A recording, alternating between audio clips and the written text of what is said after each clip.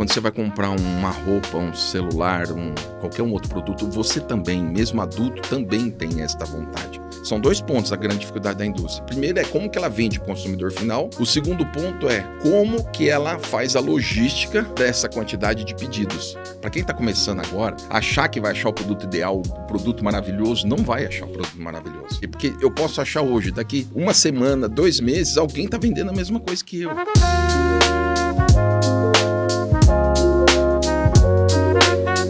Fala pessoal, estamos começando mais um episódio do Life Club Podcast. Como vocês sabem, meu nome é Matheus Caldeira, eu sou fundador e host deste podcast. Estamos hoje começando o episódio 46, mas antes de apresentar o meu convidado, eu quero falar um recadinho rápido dos nossos patrocinadores. A Gaspar Barbearia é uma barbearia premium aqui de Ribeirão Preto. Você tem 20% de desconto no primeiro corte ou 50% de desconto na segunda mensalidade do Clube Gaspar.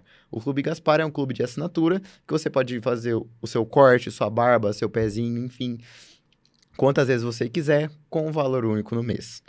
Também queremos agradecer a Latans Cosméticos, é uma empresa que tem a linha tanto feminina quanto a linha masculina, toda a parte de barba, cabelo, pode confiar na marca da Latans, que a gente tem a confiabilidade deles, eles são parceiros nossos, e você tem um presentinho que é 10% de desconto com o cupom LIFEPODCAST10.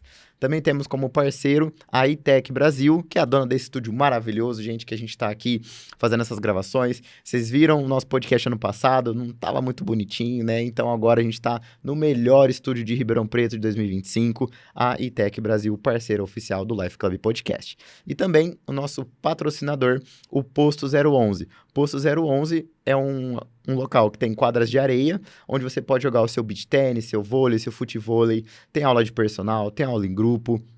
Você pode agendar o seu horário também com a sua turma, com a sua galera, reunir a galera e ir lá tomar uma cerveja, que lá também tem espaço. E vocês têm 10% de desconto se vocês acessarem o link da nossa bio. Bom, o recado dos patrocinadores estão dados, agora vamos para o nosso episódio. O meu convidado de hoje é Rodrigo Segato, ele tem 47 anos, é casado e pai, formado em análise e desenvolvimento de sistemas, pós-graduado em gestão empresarial na FGV, professor, conselheiro e coach, fundador e CEO da If Cat Toy Store. É com muita honra e com muito prazer que eu recebo hoje você, Rodrigo. Muito obrigado, é um prazer estar aqui e vamos lá, vamos para esse podcast aí, vamos trazer novidades para todo mundo. Rodrigo, já é uma satisfação enorme ter você aqui. Hoje vou te contextualizar o podcast, tá? A galera já sabe, mas vamos contextualizar aqui. A gente tá numa pegada mais de business, de negócio, de visão, trazer uma visão de futuro para as pessoas, de como que tá o mercado. Tem muito jovem, principalmente, querendo empreender. Tem pessoas mais velhas que também já estão querendo empreender também. Eu acho que a onda do Covid para frente trouxe um pouco de espírito para algumas pessoas quererem ter o seu negócio. E você passou para mim aqui, já vou dar um spoiler do nível do nosso convidado aqui, gente. Você está presente em 25 marketplaces. É isso aí. E isso me chamou a atenção. Eu quero entender como que a gente pode entrar nesse mundo do e-commerce, no mundo do digital. Tanto que o nome aqui do episódio eu coloquei como crescer no digital dominando os marketplaces. Eu acredito que não é fácil a gente entrar em imagine 25. É isso aí. Então, até a gente chegar nisso, eu quero que você conte um pouquinho de como que você chegou, como é que foi essa trajetória para 25 marketplaces. Na verdade, a ideia de construir a IFCAT foi através de um projeto. Eu venho da consultoria, sou formado em análise de sistema, e comecei na consultoria, prestando consultoria tanto de TI quanto de logística para outras empresas. Em 2010, eu fiz um projeto na Mattel, que é uma das principais indústrias de brinquedos no Brasil. E naquela época a gente fez uma análise que apenas 1% dos brinquedos comercializados no Brasil era comercializado pela internet. Então isso me chamou a atenção. Se a tendência é todo mundo começar a comprar pela internet, o brinquedo apenas 1%, né, tende a explodir isso daí. Porém, esse projeto ficou engavetado por questões de consultoria, né? Eu sempre viajava e eu queria montar, a ideia era montar em Ribeirão Preto, né? Montar na verdade, era o projeto inicial, uma loja e depois, né, migrar para o digital. Porque naquela época não existia tanta tecnologia como se tem hoje, tá? O Marketplace chega no Brasil em 2015, mais ou menos. Apesar que o Mercado Livre já era Marketplace, ele começou com usado e depois ele foi evoluindo para chegar numa posição que ele está hoje. E eu já vinha estudando isso. Foi quando, em 2017, eu era gerente de supply chain de uma editora aqui em Ribeirão Preto, eu comecei esse projeto paralelo, sem muitas pretensões, tá? Falei, eu já estava estudando os marketplaces em 2017 e comecei, falei, vou montar um site, um e-commerce, comprei alguns produtos e comecei a comercializar. Abrir uma loja hoje, seja ela física ou digital, você precisa que o público venha na sua loja. Não é simplesmente abre e eu estou vendendo e o produto e a sua empresa cresce. É aos poucos que vai acontecer. Então, existe o Ads que você tem a trazer pessoas. Com o Marketplace, facilita de você colocar. O produto, ele já faz a divulgação. Eu fui conectando aos poucos. Então, eu comecei B2W, Magazine Luiza, Mercado Livre. Eu vim crescendo aos poucos. E aí você vai entendendo que cada marketplace tem o seu segmento, a sua segmentação, as suas preferências e o seu ticket médio. Antes da pandemia, eram poucas pessoas que entendiam um pouco desse mercado. E eu já estava me conectando em vários marketplaces. Às vezes eu me questionava por que tantos marketplaces, né? Mas aí era questão que eu trabalhava valores diferentes em cada marketplace. E aí veio a pandemia. Quando veio a pandemia, eu estava pronto para a pandemia. Eu explodi. Eu saí de 150 pedidos por mês para 2.500 pedidos por mês. Minha nossa. Explodiu. Porém, na pandemia, fala-se que muitas empresas off quebraram. Agora vem o pós-off, né? O pós-pandemia. O que é o pós-pandemia? Que todo mundo entrou no marketplace. Porque a grande dificuldade da indústria, são 2 pontos a grande dificuldade da indústria. Primeiro é como que ela vende para o consumidor final, hoje o marketplace facilita isso para ela. O segundo ponto é como que ela faz a logística dessa quantidade de pedidos. Hoje tem o full da Amazon, full do Mercado Livre e tem operadores logísticos que trabalham para grandes indústrias. Então, a dúvida hoje que eu começo a me questionar, até que ponto os marketplaces vão continuar sustentáveis. Por quê? Porque eles falam da indústria 4.0. É a indústria se conectando, abrindo lojas oficiais dentro dos marketplaces, entendeu?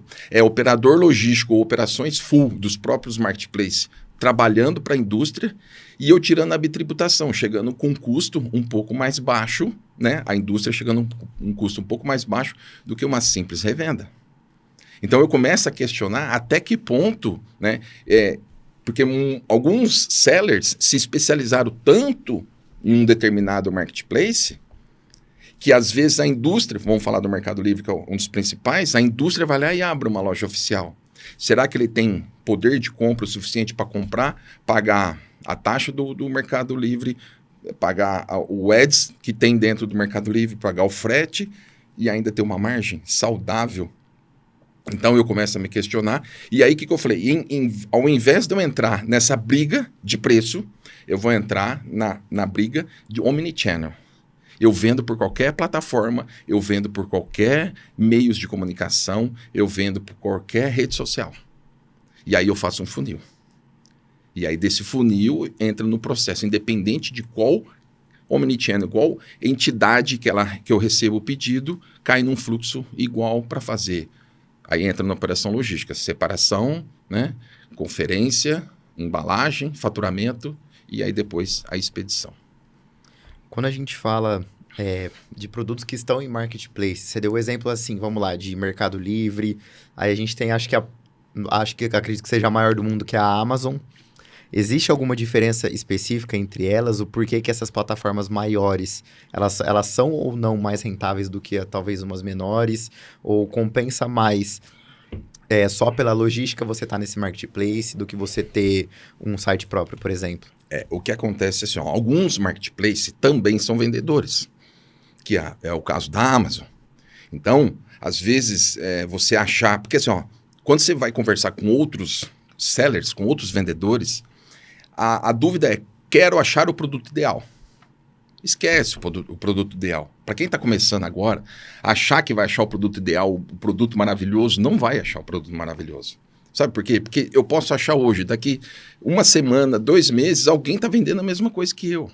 Então, o que vai a pergunta sempre vai ficar se você quer entrar no marketplace, vendas online, o que se diferencia? para você entrar numa plataforma dessa. Então, assim, eu sou especialista em logística. Então, assim, produto caiu até 2 horas da tarde, é postado no mesmo dia. E o que vendeu depois das 2 até as 2 do outro dia é postado no dia seguinte. Então, assim, tem que ter uma logística, tem que se preocupar com uma embalagem, tem que se preocupar com uma devolução, tem que ter o teu diferencial dentro da sua empresa. Porém, quando você começa a se conectar nos marketplaces, cada marketplace tem a sua particularidade, a sua facilidade de conexão, de cadastrar o produto. Hoje, eu tenho um processo definido dentro da minha empresa que eu cadastro o produto uma única vez, numa única plataforma, dentro do meu ecossistema, e dali eu defino para qual marketplace eu vou enviar. Porque nem tudo eu mando para todos, tá? Um exemplo, eu estou numa droga raia. Eu tenho alguns produtos que é específico para aquele segmento. Aí você vai falar assim, mas compensa? Compensa. Por quê? O que eu estou pagando a mais para me conectar naquela plataforma? Nada. É grátis você se conectar na plataforma. Então, se eu comprei o item para vender na plataforma A, B ou C, por que eu não coloco na D? Né? Eu brinco, vai que dá um azar e eu vendo. Né? Então, hoje eu tenho um fluxo de volume de vendas com margem, porque eu não estou preocupado ainda em vender altos volumes, tá? Eu estou preocupado em vender com margem. Porque ou quando você olha alguns marketplaces, algumas pessoas estão olhando o quê? Vendi 1.000, 2.000, 3.000. Tá, e aí a margem? Margem zero. Eu já troquei figurinha quando eu era criança, hoje eu não troco mais figurinha. Você falou nessa parte da margem, eu acompanho muito o Flávio Augusto. E ele fala que para você determinar o equity da sua empresa, você tem que ter principalmente escala, recorrência e margem. Que não tem como você não ter uma rentabilidade nem uma perspectiva boa de futuro para a tua empresa se a empresa não tem margem. Ou ela vive muito no aperto, toda vez, e em algum momento ela vai acabar quebrando por causa disso, ou não vai ter um crescimento, não vai, vamos falar, abrir uma filial, abrir um outro ecossistema dentro da própria empresa. Sim. Quando você fala, né, a questão de margem, então assim, para cada marketplace é uma comissão, para cada marketplace é uma dificuldade de conectar, para cada tem as suas regras, tanto do frete, sem frete. O que acontece é que quando você define vender para uma plataforma dessa, você tem que conhecer o jogo daquela plataforma, entendeu? Quando se fala de Mercado Livre e Amazon, quem está no full desses dois já tem um diferencial, entendeu? Eu estou no full. Tem que entrar, só que eu não vou colocar todos os itens lá dentro. Né? Os itens que mais giram, que tem uma margem um pouco melhor, porque o custo aumenta, eu consigo colocar dentro do marketplace. Então, para quem está nesse jogo, é todos os dias procurando produto. Todos os dias. Todos os dias eu estou procurando produto. Para saber qual é o produto, qual é a margem. E aí, o que acontece? Quando a indústria vem e entra nas plataformas do marketplace, tem um representante que ainda quer continuar vendendo para o varejo, seja ele físico, seja ele online. Ainda tem esse representante ou vendedor interno. Quando ele vem com a tabela de preço, eu vou olhar a tabela de preço, antes de comprar eu vou falar, deixa eu ver quanto que está no mercado. E aí eu faço uma análise de preço. Tem margem para trabalhar? Tem. Se não tem margem, obrigado, próximo. Mas é lançamento. Ok, que seja lançamento. Não tem margem, eu não vou trabalhar. Quando você falou agora há pouco que na hora que você vai colocar um determinado produto num marketplace específico, você tem que ter um estudo para você entender onde que você vai colocar. Como é que você faz esse estudo? Depende o nicho? Como é que funciona? Porque você tem que entender a plataforma também. Sim. É igual a gente fala assim no digital, o mesmo post do Instagram não é o mesmo post do TikTok, que não é o mesmo do YouTube. A gente sabe porque quando a gente vai postar, principalmente os cortes dos nossos podcasts, a gente tem que ter 3 copies diferentes. Comunica de uma forma diferente. Você, olhando 25 marketplaces para mais, como é que você olha a comunicação desses 25? Dá uns exemplos aí pra gente. Na verdade, eu não olho dentro das plataformas. Eu preciso saber qual o produto que eu vou comercializar. Então, existem algumas plataformas, existem alguns sites e algumas tendências que a gente acaba analisando. Tem alguns softwares que se conectam no Mercado Livre, que eu sei o quanto o meu concorrente está vendendo, por quanto está pagando, por quanto está vendendo, né? Se ele está no full, não está no full. Então, eu vou analisar como que esse produto está sendo comercializado. Né? Eu olho principalmente para a Shopee e para o Mercado Livre, vamos dizer assim, que são os principais. Bom, tomei a decisão de comprar aquele produto, aí eu vou adquirir o produto, aí fazer análise de custo, frete, imposto. Ok, chegou na minha estrutura, eu vou cadastrar e aí eu vou fazer as conexões.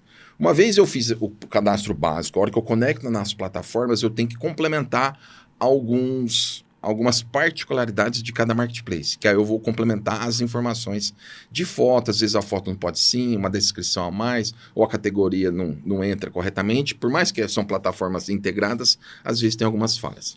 Ok, o produto está pronto, eu vou começar a deixar ele rodar para ver a performance que ele tem de acesso, e depois de acesso eu vou analisar se eu coloco, né, um ads ali dentro ou se eu deixo.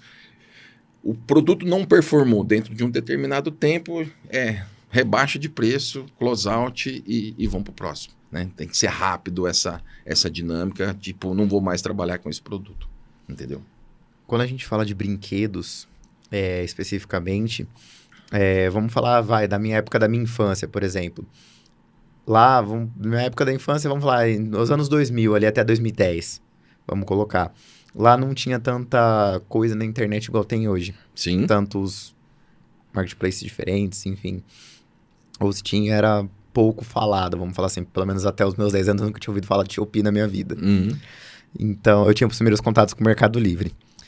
Como que você vai fazer uma criança... Porque, na verdade, é o pai que vai comprar o brinquedo para o filho. É o pai que vai comprar. Mas como que ele vai sentir qualidade naquele brinquedo, naquele material, olhando pela internet? O que você imaginou na hora? Porque quando a gente fala ainda de lojas de brinquedo físicas, você ainda olha hoje ainda muitas lotadas, com muitos produtos. E produtos que vendem para as crianças. Quando você vai num shopping, por exemplo, ou até em uma loja de rua. Mas na internet você não tem esse tocar no produto. Sim. Como é que a gente consegue ativar isso para um pai querer comprar para o filho e não falar, tô gastando dinheiro? Vamos lá. Da mesma forma que a criança tem vontade de tocar no produto antes de comprado, pedir para o pai adquirir, quando você vai comprar uma roupa, um celular, qualquer outro produto, você também, mesmo adulto, também tem esta vontade, correto? Sim. No entanto, eu vejo algumas indústrias, né? Eu vejo algumas indústrias que estão montando lojas oficiais dentro de shopping, que para mim nada mais é do que um showroom para a pessoa tocar e ela não está nem tanto preocupada se ela vai comprar ou não. Existe uma companhia de celular aí, a Samsung, que fez isso em alguns shoppings. Mas deixa eu voltar um pouco quando eu idealizei a iFcat, porque assim, ó, a gente sai de casa, essa era uma ideia minha que se concretizou na pandemia. A gente sai de casa para fazer 3 coisas, para comprar, para trabalhar e para se divertir. Você concorda comigo? Concordo. Na pandemia, você aprendeu a trabalhar em casa. Sim. Na pandemia, você aumentou as suas compras em casa. E o entretenimento? Você assistiu uma live de algum cantor famoso, fez um churrasco clandestino, correto? Chamou alguns amigos mais próximos e depois você não aguentava mais. As pessoas precisam de entretenimento. Elas precisam de sair. Então, quando eu idealizei a minha loja...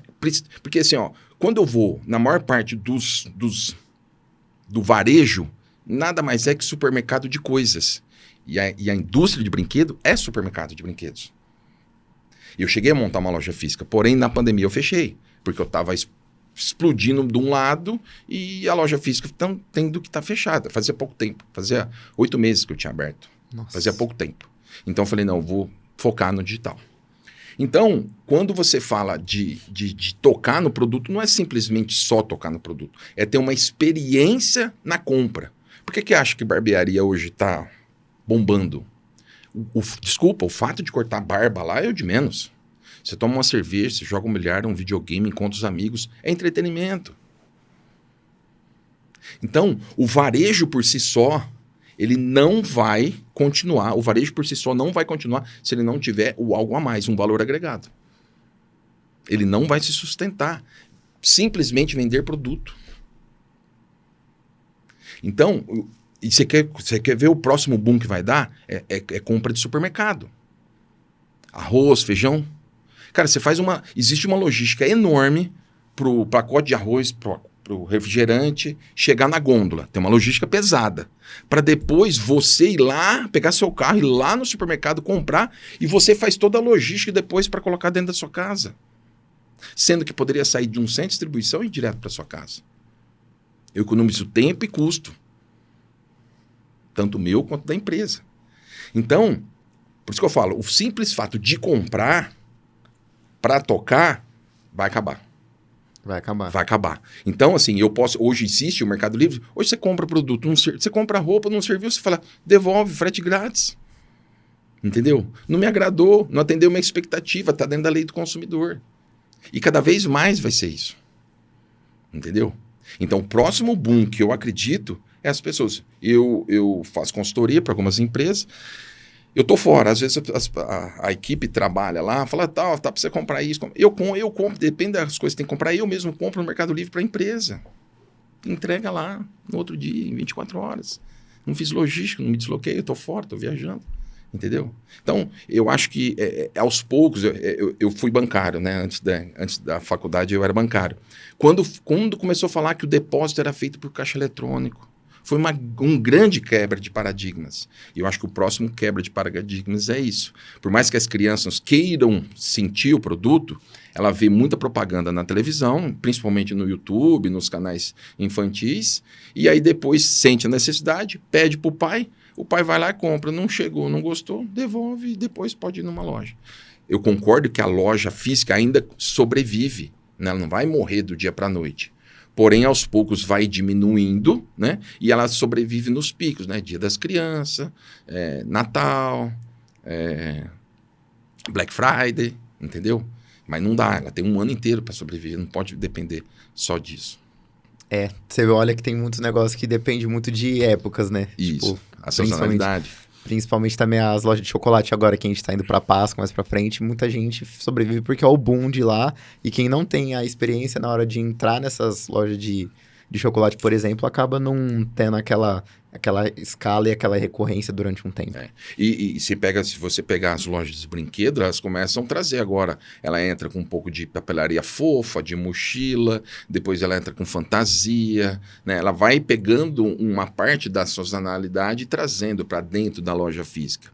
Agora, um ponto que eu chego a me questionar, porque assim, quando você fala Dia das Crianças, eu falo que eu estou no marketplace efetivo desde 2017.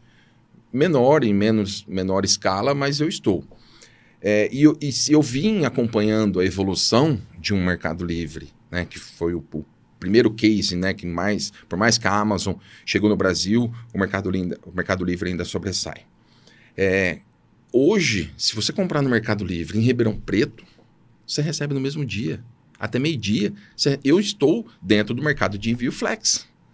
Então, o que me questiona eu vou sair da minha casa para ir numa loja física, estacionamento, dificuldade, trânsito, para comprar um produto, sendo que eu posso pedir no Mercado Livre, né? Porque o Mercado Livre ele tem todo o meu estoque e ele sabe onde eu estou localizado. Quem entra para comprar, ele vai falar assim, esse produto aqui está a 2 horas de você. O que ele vai fazer? Aí ele fala, vou pagar R$10, talvez, é um valor mais caro, ou pagar um frete e receber no mesmo dia. Então ele não tem mais a necessidade disso. Então eu começo a me questionar até que ponto as pessoas estão dispostas a sair de casa pelo simples fato de tocar no produto. Cara, isso pega num ponto que, assim, claro, a gente acha legal que tem essas facilidades, mas principalmente a maioria da parte da população, mas eu falo muito do brasileiro, né? A gente é muito preguiçoso, cara. Então a gente tem a facilidade, a gente vai, R$10 ali, pelo menos eu fico aqui em casa, recebo em casa. Quantas vezes você não pagou mais caro pelo full e às vezes você nem precisava receber no outro dia? E aí você olha assim, podia tipo assim, eu receber na quinta e eu paguei o full pra receber na quarta. Isso. E por causa de um dia. Por causa de um dia. Às vezes mas por quê? E a ansiedade. E agora começa, aí olhando para a logística como um todo, o Brasil, né, pelo tamanho da logística, às vezes você vai comprar um produto no Mercado Livre que vai vir de São Paulo, sendo que eu tenho o produto, eu estou em Ribeirão Preto. Eu estou mais próximo de você. Eu vou te entregar mais rápido, talvez num custo menor. E aí eu minimizo essa logística toda, né? E o que faz você tomar a decisão por comprar pro A ou pelo B? Será que é pela proximidade? E aí, o Mercado Livre ele aumentou a régua. Todo mundo quer receber qualquer coisa em 24 horas. Ninguém tem mais paciência em receber mais de 24 horas. Algumas pessoas vão comprar em outros marketplaces e falar, não, compra no Mercado Livre que recebe amanhã. Mas será que precisa receber amanhã? Estou disposto a pagar mais caro para receber amanhã? Então, a questão é, como que eu entrego agora, olhando para a logística como um todo, como eu entrego mais rápido do que em 24 horas? Essa é a grande... Para quem é da logística, do supply chain todo, é como eu entrego em menos de 24 horas. O last mile, né, que é a última milha, a última perna. Como é que eu entrego mais rápido? Olhando para isso, se você pegar o iFood, você viu que o iFood agora é shop? Você não prestou atenção nisso. Eu vendo brinquedo dentro do iFood. Caraca, que doideira, cara. Loucura. Por que o Mercado Livre colocou o mercado de Vivo Flex? Porque ele está com medo do iFood virar shopping. E aí você vai comprar. Eu estou em Ribeirão Preto. Você vai comprar um produto. Você tem um aniversário para ir, de criança. Não dá mais tempo de comprar em 24 horas no Mercado Livre. Você fala, deixa eu ver no iFood. Nossa, eu cheguei em 1h30. Você fala, embrulha para presente e me manda. Pronto. Você recebeu na porta do seu trabalho, na porta da sua casa. Você vai com o presente debaixo do braço para o seu aniversário. Isso que eu ia te perguntar agora, você já deu até um spoiler, você falou do iFood. Quando você falou ali que agora a ideia é entregar em menos de 24 horas, eu já pensei porque eu estudo muito neurociência. Então, a gente fala do nível de dopamina da pessoa. Sim. Que dispara muito quando você faz um pedido pelo iFood. Aí eu ia te perguntar se é por isso que as pessoas já pensaram, por causa do iFood, esse de entrega de 24 horas. De entrega em 24 horas. Então, é a necessidade. Porque a minha plataforma está conectada em vários marketplaces. Todos os marketplaces sabem o meu estoque. Né? Então, ele sabe geolocalização onde que eu estou. Entrou para comprar qualquer plataforma, ele vê distância. Falou, esse aqui está mais próximo de você. E aí, com a inteligência artificial, ele começa a oferecer remarketing. Aí começa o mundo aí do marketing digital oferecer aquilo que está mais próximo dele. Oferta e demanda, né? Está disponível, você está querendo comprar, vamos casar esse negócio aqui, fica muito mais fácil. E com isso eu tento reduzir custo de logística, que no Brasil ainda é muito caro, a logística do Brasil. E um pouco ineficiente. O Mercado Livre que aumentou um pouquinho a régua aí. Rodrigo, vou jogar uma parede aqui agora no Marketplace. Eu quero, cara, eu tô fissurado aí no que você falou, cara, na tua mentalidade, cara, de verdade. Cara, você enxergou um mercado antes da pandemia, totalmente no digital. Você meio que deu uma inovada, porque, pelo menos naquela época, a gente tinha... Vamos lá, a gente sabe que os maiores, Rap, a B-Mart da vida, PB Kids, eram lojas já consolidadas. Você quis entrar como brinquedos. Sim. Você teve a loja e fechou. Na época de pandemia, o que passou na sua cabeça? Tipo, você se preocupou em fechar a loja ou não? Você falou, já tô aqui no digital já. Na verdade, assim, eu ainda acredito, porque assim, o fato de ter só digital ou só físico, isolado, eu acredito nos dois juntos. Eu acredito nos ter os dois juntos. Só que para que eu consiga transformar o físico sustentável, ele tem que ter entretenimento. Ele tem que ter seu diferencial. O simples fato... É tudo pesquisa de mercado que eu fiz antes. Entra numa loja de brinquedo e faça uma pergunta. Quero comprar um presente para uma criança de 5 anos. Ela vai te oferecer qualquer coisa.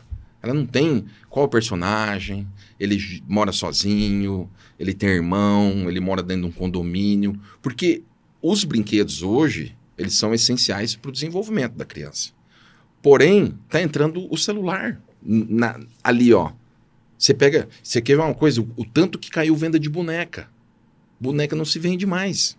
Carrinho vende, mas boneca não vende. Por que isso? Diminuiu a venda de boneca. Porque as meninas não querem mais brincar de boneca. Quando você olha dos brinquedos do menino, né, ele é o super-herói. Da menina, ele é a dona de casa, que toma conta de filhos. Que toma conta, faz a comidinha, faz a cozinha. E esse empoderamento da mulher, né, tá transformando e tá desvinculando isso das crianças. Então, o que acontece? Quando você vai comprar um brinquedo, cara, você tem que mapear para saber qual o produto ideal para aquela criança. E aí tem um outro ponto que os pais não estão dispostos a brincar com os filhos, porque também estão no celular. Entendeu? Então tem uma contradição aí de algo que a gente precisa avaliar como sociedade, como que a gente vai implementar isso, porque o brinquedo é essencial. Porém, quem vai brincar com aquela criança? Às vezes agora todo mundo tem um filho só, mora num apartamento, não pode brincar mais na rua. Então, e o celular entrando para substituir a tela, ou um YouTube na vida, ou uma tela na televisão. Então, a gente tem que olhar como um todo, né? E acreditar que os brinquedos ainda precisam continuar para que dá essa interação e essa convivência entre pais, filhos, né? Escola, né? Você viu que agora é proibido o celular dentro da escola? Eu achei o máximo. Eu também achei o máximo isso. Eu lembro na minha época que eu era criança, a gente levava bola de meia para ficar brincando. Brincava de como que chama lá? Amarelinha. As meninas brincavam de elástico. Tinha interação. Não tem interação. Sai todo mundo, cada um no seu celular, ali, e volta para cá, para a sala. Então, a gente precisa rever um pouco disso. Precisa. E aí, tô conversando com um cara muito visionário aqui, tá, gente? Eu tô chocado aqui. Como que você enxerga? Agora vamos pensar assim, pro futuro próximo, porque a gente sabe que você já até comentou. As pessoas hoje, elas estão tendo menos filhos. A taxa a medicina avançou, então a taxa de... Como que fala? A faixa etária para você morrer tá maior. Então, como é que você enxerga o mercado de brinquedos pro futuro? Porque a gente entende isso, tipo, menos filhos, mais idosos. Então, cada vez menos jovens e menos crianças. Como que consolida esse mercado, se mantém de pé ou, vamos falar, bota uma meta para você aumentar vendas através de brinquedos, sendo que a gente está com essa desproporção agora? Vamos dizer que a nossa faixa etária, você é mais novo que eu, mas a minha, não teve tanto brinquedo quando era criança por questões financeiras e também nem tinha tanta coisa disponível no mercado como tem hoje. Então, os pais um pouco mais velhos, eles vão comprar brinquedo para uma criança ali até 3 anos numa quantidade maior do que talvez ela precise. Então, se vende um brinquedo, uma quantidade ali para criança, mãe de primeira viagem, primeiro filho, vende bastante brinquedo. Depois, ela vai entrar numa idade, né, que ela vai começar a ganhar brinquedos, né, de festinha, que faz festinha de aniversário. Então, isso aí mantém. Então, até 8, 10 anos ali, ok. Depois vai chegar numa idade que o que está vindo agora é uma conexão entre celular e brinquedos, onde você faz algumas programações, um pouco de robótica, entendeu? E é algo muito legal, com 3D, com realidade aumentada. Então, a indústria está se movimentando para integrar celular, brinquedo. E aí tem a nostalgia dos mais velhos, que começa a ter algumas releituras de alguns brinquedos, e aí aqueles Funko Pop, aqueles colecionáveis, aqueles personagens, e aí acaba virando mais uma decoração, se vende como brinquedo, e aí acaba virando mais, eu não tive quando eu era criança, entendeu? E aí as pessoas começam a comprar, ou o pai compra para o filho, e aí, então quer dizer, agora existe, a gente fala que é o brinquedo para adulto, né?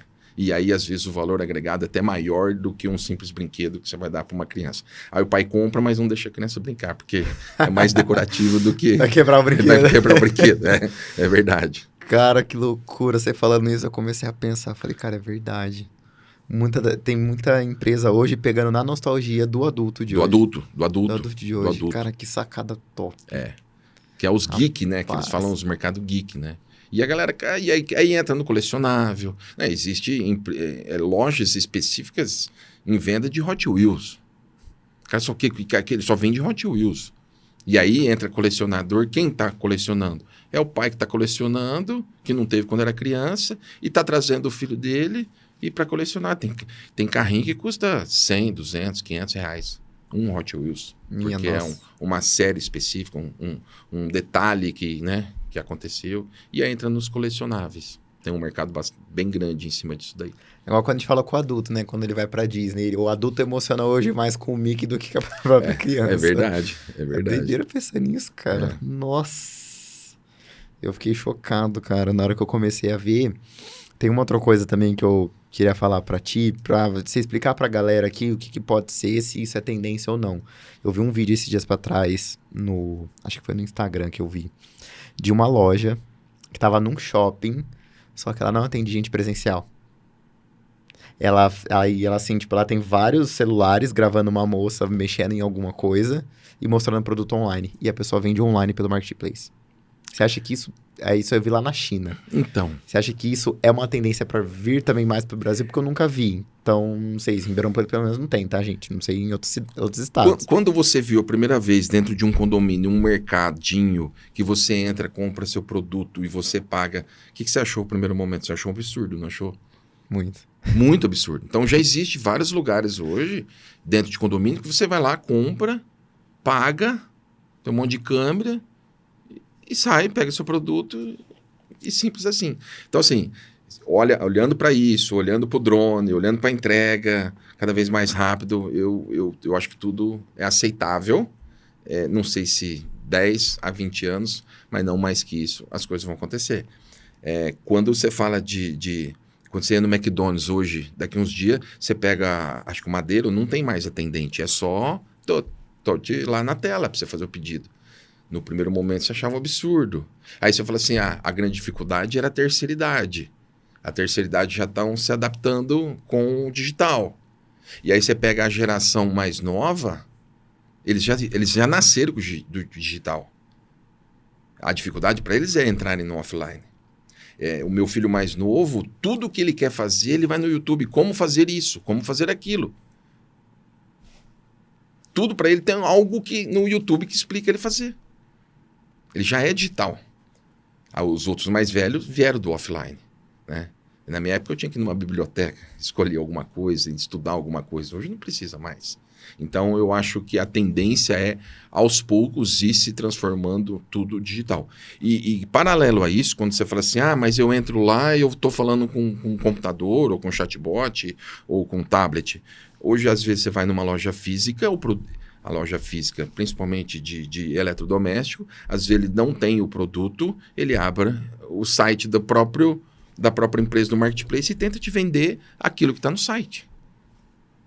A única coisa é que só tem uma pessoa intermediando ali, que às vezes vai ganhar uma comissão que talvez não precisaria.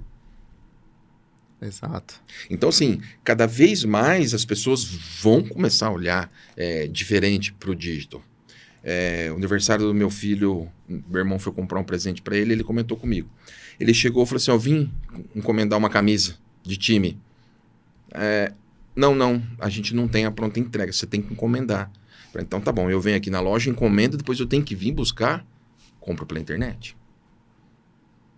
Faz total sentido. Total sentido. Então, assim, por questões de demanda, talvez o físico não esteja tão preparado com informações de vendas, de giro de estoque, né? Porque hoje você tem um mercado ali movimentando maior volume de dados, você consegue ter mais informações, você sabe o que vende e o que não vende. O físico não tem. E aí ele não, por questões, ele tem ruptura de estoque.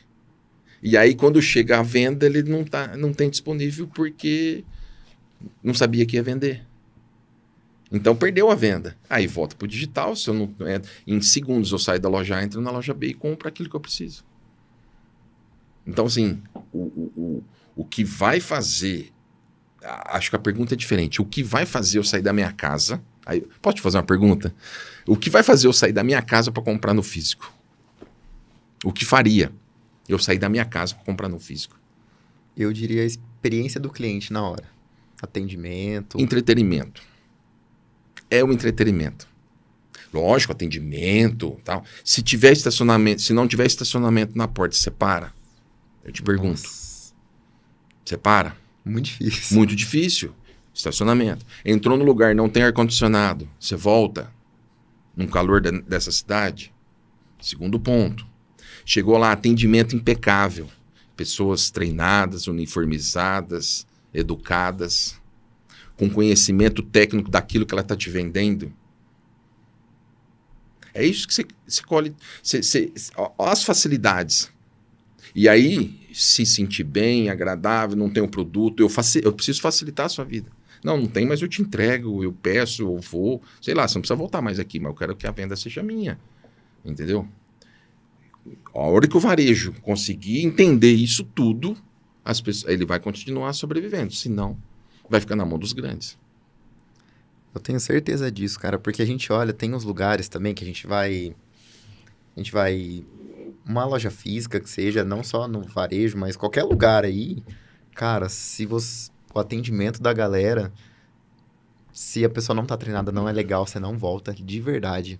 Não volta. E também, aí, isso que eu queria entender contigo, na tua visão, sobre o nível de conhecimento da galera. Você falou que o nível técnico é interessante ter sobre o produto que tá vendendo, mas a gente tá vendo uma geração mais preguiçosa, muito por conta da facilidade da tecnologia. Como que um empresário que ele ainda quer se manter no físico, fazer o colaborador dele trabalhar de uma maneira, vamos lá, não vou falar correta, mas tipo assim, porque para mim é o mínimo que tem que ser feito. Mas para estimular a pessoa a querer estudar é atender um cliente melhor, para não pegar e falar, tem na internet aí, procura na internet. Na verdade, assim, quando a gente fala a palavra gestão, se você procurar no dicionário, a palavra gestão é desenvolver processos, pessoas e recursos. Eu troco o recurso por tecnologia. Então, processos, pessoas e tecnologia. Quando eu falo tecnologia, pode ser tudo. Que faça a minha empresa trabalhar para comercializar. Eu vou desenvolver um processo. Seja ele comercial, de logística, de marketing, eu desenvolvo um processo. Eu treino as pessoas nesse processo. E aí eu vou colocar algumas metas. Né, alguns indicadores. Não vou chamar de metas, vamos chamar de indicadores. Seja de performance, produtividade e comercial. E aí eu vou trazer a melhor tecnologia para facilitar que ela desenvolva esse processo. Quando eu começo a olhar isso na base da minha gestão, que é processo, pessoas e tecnologia, e eu começo a dar feedback. Eu vou fazer a primeira reunião mensal. Indicadores, não fez assim, não fez. Estou te dando feedback. Porque o processo está definido. Você está treinado. Você sabe dos seus indicadores de performance. Não está atendendo a expectativa. Fiz isso uma vez. Fiz isso a segunda vez. Fiz a terceira, eu vou te demitir. Por quê? Porque você não está atendendo os processos definidos da empresa. Participei de um treinamento uma vez que me marcou demais. A pessoa que é demitida e não sabe o motivo, a culpa é do gestor. Porque se eu fiz o primeiro feedback com você mensal, no primeiro mês, no segundo e no terceiro, e mostrei os pontos que você não está atendendo a expectativa da empresa, no terceiro mês você senta para falar comigo e fala, já sei, estou demitido. Sim, está demitido. Por quê? Porque eu defini o processo. Eu gostaria que o atendimento fosse feito desta forma, porque aí eu vou analisar, né? Ou ou o gerente, ou o coordenador, alguém vai acompanhar se está fazendo conforme o script de venda, conforme a regra, atendimento, oferece água, oferece café, quer sentar, sabe? Você cria uma abordagem, treina as pessoas, espera que ela cumpra, porque essa é a regra da empresa.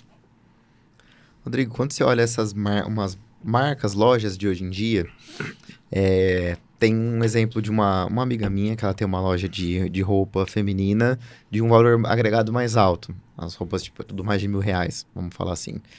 E a gente teve um treinamento lá de gestão, que a gente fez um treinamento, e o treinador, ele falou pra gente que a empresa dela não era necessariamente de venda de roupa mais. Ela podia fazer eventos e gerar exclusividade para as clientes já dela. Você acha que isso pode ser realmente um diferencial com a gente está em cima da tecnologia, diferenciar um atendimento? Você está falando dela fazer eventos? Vamos falar dentro assim, da loja? Tipo um subnicho dentro do nicho dela, entendeu? Sem dúvida. Não se sobrevive mais de uma torneira só. E eu acho que faz todo sentido. Pensa na barbearia. E quantas pessoas se reúnem para ir fazer alguma coisa na porta de uma barbearia? Se ela já criou o ecossistema dela, as pessoas, a comunidade, o que eu posso oferecer a mais para essa comunidade que eu estou introduzida? Ou que eu gerencio, ou que eu coordeno em cima da minha marca, em cima da minha loja. Essas pessoas consomem outras coisas. E aí pode fazer um collab, pode trazer uma empresa parceira, entendeu? E oferecer e agregar valor dentro do negócio dela. E, às vezes até fazer parte, investir como empresário. Você pega empresas transportadoras que compram concessionárias de revenda de carro, de caminhão. Ela é uma transportadora. Aí ela monta uma concessionária, ela vende para o mercado e vende para ela. Aumenta a margem. Aí a transportadora monta uma empresa de seguro. Ela faz o seguro da própria frota dela e vende para o mercado também. Então ela vai montando. O que todo mundo está fazendo hoje é montar o seu ecossistema. E sobreviver e criar, né, que o dinheiro, vamos falar assim, que o business se movimentam entre essas pessoas. Como se fosse uma holding, né? Como se fosse uma holding. Cara, que legal. Cara, eu tô... Assim, eu leio muita coisa, né? Eu vejo muita coisa. Mas uma coisa que martelou na minha cabeça aqui agora, que você falou das entregas ainda. Gente, eu vou fazer uma parede aqui de novo, porque não tem como. Que tá martelando até agora. Você falou das entregas que hoje estão buscando diminuir as 24... para menos de 24 horas, até 2 horas, 4 horas. Teve uma palestra que eu vi da Renata Witt, do grupo CRM, da Copenhague. Você compra uma coisa na Copenhague, que tem na cidade... É obrigatório chegar antes de 4 horas na sua casa. Por isso que eles se destacam muito no mercado por conta disso. E aí, quando você fala disso daí, eu tive a experiência de receber algum e-mail marketing e eu acabei abrindo. Confesso que eu não olho tanto o e-mail marketing, mas 50% de desconto no chocolate Lindt. Opa, né? Você não sabe hoje qual supermercado tem Lindt. Se é uma loja específica num shopping, né? Não é comum. Aí eu falei assim, a indústria 4.0 entrando direto com o consumidor final. Eu estava com 50% de desconto e frete grátis. Não vou aproveitar? Vou aproveitar. Eu estava num projeto em Alphaville, Barueri. Eu fiz o pedido, era umas 9 horas da manhã. Quando chegou no final do dia, estava na porta do apartamento, na recepção. No mesmo dia, eu recebi um produto premium, que é premium, né? Tudo bem que eu consegui um desconto, mas aí eu fiquei pensando na logística por trás. Então, assim, a indústria está preocupada em chegar no consumidor final. Porém, ela precisa de ter uma logística cada vez mais eficiente. Ela precisa de ter um processo de entrega. Ela não vai criar a infraestrutura para atender isso. Ela faz o quê? Em cima dos marketplaces, lojas oficiais. Mas eu não comprei dentro de uma loja oficial. Mas existia um operador logístico que entregou no mesmo dia. Que é algo que eu confesso que eu não esperava. Eu não estava esperando receber no mesmo dia. E eu recebi no mesmo dia. Aí você fala, e aí? Até que ponto as indústrias criam estrutura? Aí a pergunta que me faço, o que será do varejo?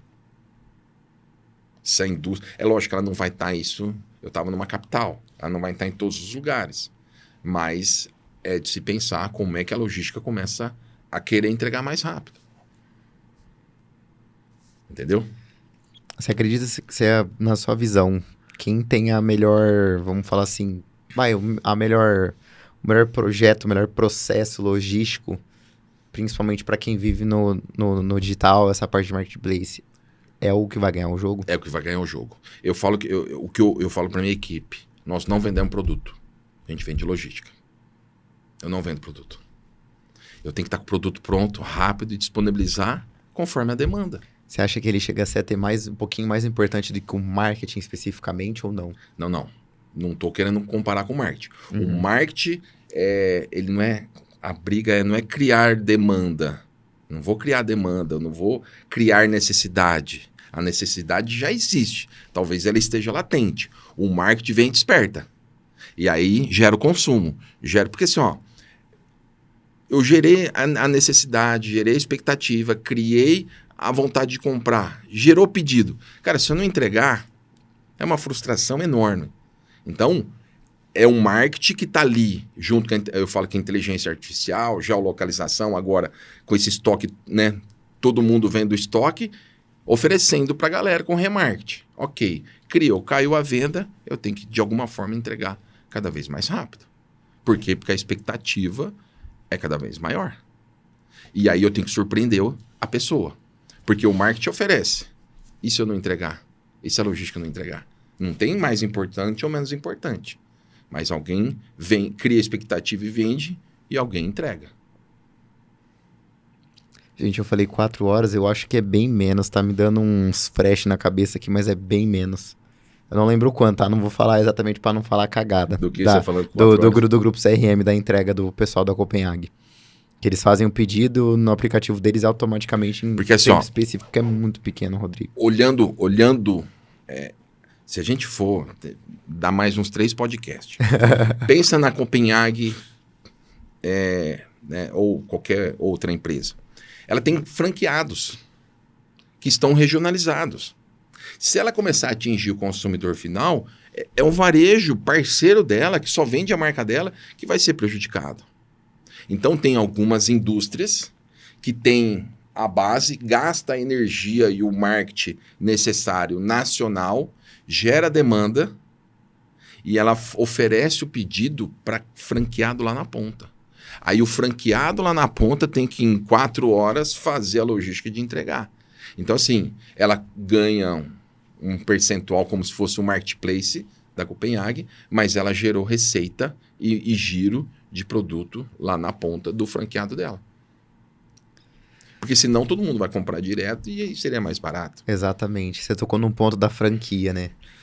Em que ponto que você acha que é mais válido, por exemplo, vamos dar esse exemplo, vai da Copenhague. A gente não vê muito, tipo, Copenhague em mercado. Não vê? Não vê. E aí só que a gente vê lojas franqueadas. Por que você acha... Boticário. Por que você acha... Você acha que esse modelo de negócio é mais vantajoso do que você jogar no mercado, por exemplo? Qual que é a sua visão sobre isso? Se fosse colocar, por exemplo, vamos pensar na IFCAT loja. Você faria outras franquias dela ou jogaria... É que você está no marketplace, mas você colocaria num mercado, por exemplo? Não. Ou depende? Na verdade, assim, para entrar no mercado de franquias, eu não posso deixar o franqueado sozinho. Porque, assim, hoje você fala assim, esses cosméticos, tem a senhora lá que vende por catálogo, tem o site, tem aplicativo, tem direto, tem a franquia. Cara, as franquias continuam sobrevivendo. Mas eu pergunto, até quando? Até quando as franquias continuam sobrevivendo? Com o Dia das Mães e um Natal? Uma Black Friday? Por quê? Porque esses mesmos produtos de franquia eu encontro dentro do Mercado Livre. Então, assim, eu não sei até que ponto as franquias se sustentam. Você acha que pode chegar num nível de elas morrerem mesmo, não ter mais sustentabilidade no mercado de franquias? De consumo, não. Eu não acredito. Eu não acredito. De consumo, de alimento, ok. Alimento, ok. Mas de consumo, de produto, eu não acredito. Eu não acredito nessas franquias mais. Vamos dar um exemplo, já aproveitando isso. Shopping. Né? É um marketplace físico, correto? O que faz você ir num shopping em Ribeirão Preto pra gente curtir o ar-condicionado, correto? Será que o consumo se justifica durante o ano todo um custo altíssimo para estar fisicamente lá? Sendo que a indústria e o mesmo produto que você compra lá, você compra pela internet, talvez mais barato. Isso me faz questionar. Eu olho para o shopping, chega no Dia das Crianças, eles começam a inventar, né? Eles têm que inventar atividades durante o ano todo para que faça você sair da sua casa e ir num shopping. Ok, é um lugar de passear, ok. Você vai lá, toma um sorvete, passeia e volta para casa. Porque às vezes você compra um produto mais barato. Até quando? Agora eu vou fazer a pergunta diferente. Porque a maior parte do que está lá é franquia. Até quando um shopping vai se sustentar? Uau. Então, porque assim, Acho que eu posso voltar na sua pergunta original. As pessoas hoje, cada vez mais, antes da pandemia, teve um quebra grande de lojas físicas que não estavam preparados. Pós-pandemia, muita gente entrou, muita gente, inclusive as indústrias entraram. Hoje tem um monte de pessoas. Antigamente as pessoas vendiam por catálogo, as que estavam desempregadas. Hoje elas vendem online. Qualquer um abre uma lojinha, Mercado Livre, Shopee, e vai empreender dentro de casa. Então, o que acontece? Agora a oferta é maior e a briga é de quem vende mais barato. Essa é a briga dentro da internet. E a margem cada vez menor. Agora eu falo que vai começar a segunda onda na internet. Vai começar a quebrar a internet. As lojas online, quem não tiver desenvolvido o suficiente vai fechar as portas. Por quê? Porque é muita gente vendendo. Então, você me pergunta assim, entra. Cara, eu acho que todo mundo tem que entrar. Tem mercado para todo mundo. Só que você tem que ter teu nicho, tem que ser específico, ou seja, tem que ter o seu diferencial. Você tem que saber o porquê que você está ali. Eu falo que vender hoje é fácil, o duro é comprar. Vender é fácil, o duro é comprar, porque você conectou no marketplace, vai vender. Agora, vai vender como? Se você comprar bem comprado. Se você não comprar bem comprado, num preço legal, sem margem, você não vai vender. Rodrigo, infelizmente a gente está caminhando para o final do podcast. É verdade. Mas eu quero ainda fazer mais uma última pergunta, que seria mais uma dica para o pessoal, para os empresários que não sabem se entra para marketplace ou não, tá nessa dúvida, se vai para o digital, não vai, se fica só no digital, não abre loja física. Qual que seria a sua dica para essas pessoas que estão confusas e desse um caminho para elas? Tá. A dica que eu queria ter tido antes de começar. Para quem está no físico, entra no digital. Porque é mais uma forma de venda, um omnichannel. Eu vendo físico e vendo digital. As pessoas do físico vão falar, mas o preço... Cara, se conecta, aprende a sobreviver no digital. Abre sua loja no Mercado Livre, depois abre na Shopee e vai se conectando. Porque é mais uma forma de vender. Porque no físico você só depende das pessoas virem aqui comprar. Porque não necessariamente é o mais barato que vende na internet, tá? Principalmente nos marketplaces. Aí tem algumas técnicas que é outro podcast. Tá no físico? Monta loja online. Ah, mas não tem margem. Cara, começa a vender. Aprende. Você tem que aprender. Da próxima vez que você for comprar, você vai repensar aquilo que você está comprando para o seu físico. Porque você também quer vender no online. Porém, a grande dificuldade de estar no físico e entrar para o online é controlar o estoque único. Ele tem que ter um estoque único. Se eu tiver uma peça dessa daqui, ela está uma peça vendendo. Eu tenho isso hoje tudo conectado. Se eu tiver uma peça, ela está conectada nos 25 marketplaces. Vendeu, ele avisa tudo. Galera, vendeu. E eu não tenho ruptura de estoque. Então, a maior dificuldade de quem está no físico entrar no online é controlar o estoque. Porque às vezes está lá na prateleira uma peça e está no digital também. Para quem quer começar a entrar no digital, cria sua marca própria. Porque a revenda, eu falo que eu estou começando a repensar o meu negócio. O varejo de revender pode começar a se comprometer a longo prazo. Então eu não entraria na revenda agora. Cria sua marca, importa, faz seu brand, entra, cria um produto novo, ou pega algum que existe, faz um white label e vai para o mercado com a sua marca. Essa é a dica que eu dou. Ou importa.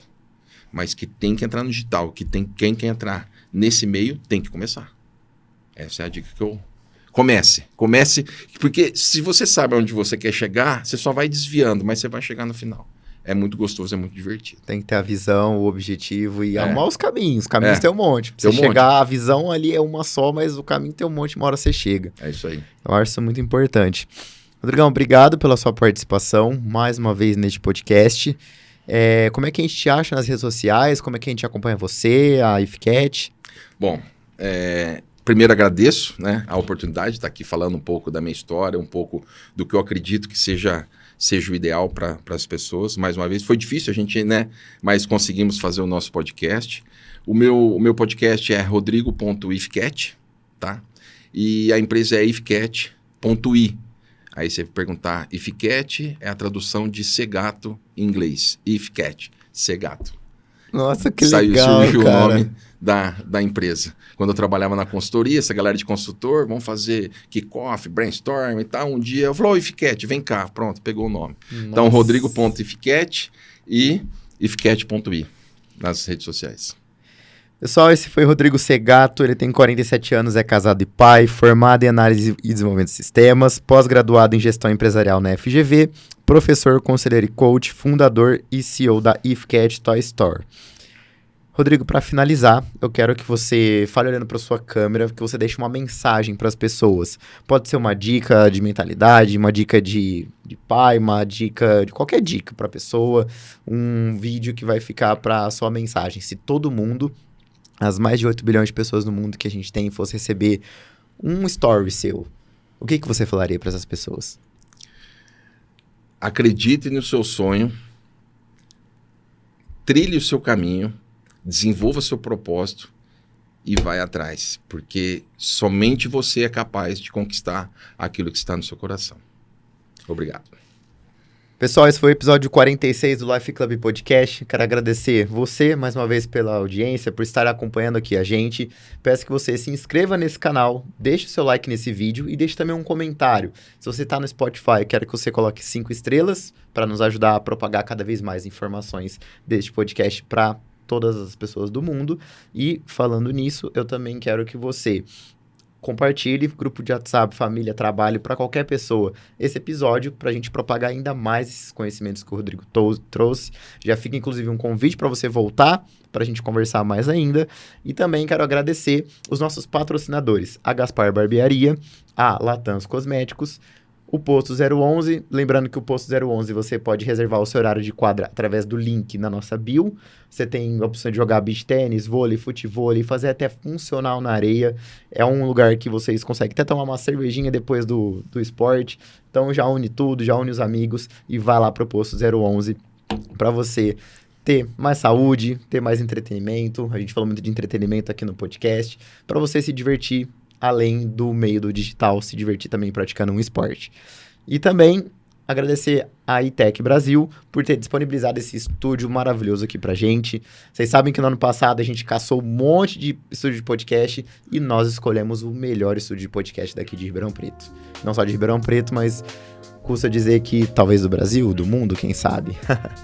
E não se esqueça de compartilhar, deixar seu comentário, o Instagram lifeclub.podcast. Muito obrigado e até o próximo vídeo.